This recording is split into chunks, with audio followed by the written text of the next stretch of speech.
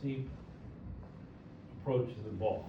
Now, you might wonder, what's the alternative to having, your hands are up here, what's the alternative to having a steep approach to the ball? Well, the answer to that is there are two ways of doing it.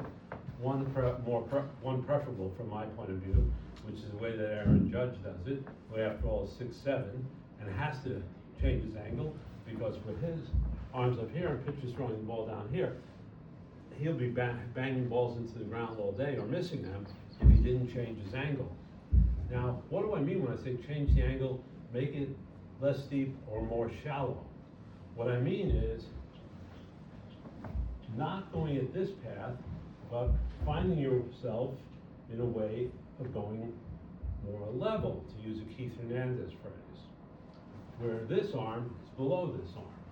Look, my right arm is below my left arm. My trail arm is below my upper arm.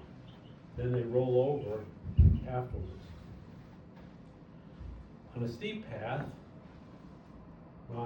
these arms are equally, roughly the same height, or the trail arm is above, slightly above, or less under. Now, how would you make it more shallow? More shallow, more level. So it's more like this.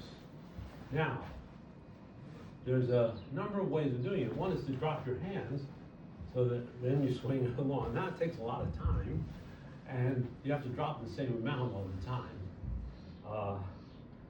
That is not the preferred way. But people try to do that in golf. Also, they'll be up here, they're worried about steep, so they just go down like this, then come across. So they're afraid of going out or being steep. Instead of going like this, they'll say, okay, I just have to have my arms come down. And that is a way of doing it in golf. It's, again, not my preferred way, but it's a way I teach a lot of people because it's easier for them to learn. The second way, which I'm going to show now by moving this over,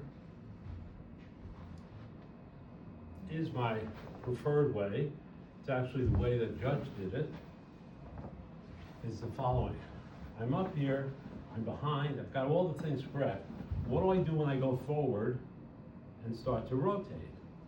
My move is to ulnar deviate. As I ulnar deviate and rotate, look how ulnar deviate means I take the bend in my wrist, which say it approximates 90 degrees, and I reduce it. So I go like this. And if there were a catcher back here, and the catcher's left shoulder was right here, the helmet was here, my thought would be, I'm trying to hit the catcher on the shoulder or the head. And as you ulnar deviate and rotate, if you just ulnar deviated and then rotated, it would be very wooden. But you're rotating and ulnar deviating, and you're keeping the bat behind. You would look like this. And you'd be releasing the club out here, releasing the bat out here, lined up with your sternum, which is what you want to do. That is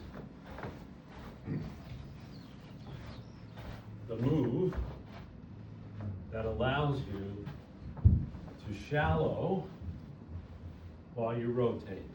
Shallow while you rotate, as opposed to two separate movements of dropping, then rotating. Shallow as you rotate by ulnar deviation. Whoa, I whacked it. Maybe I should try that.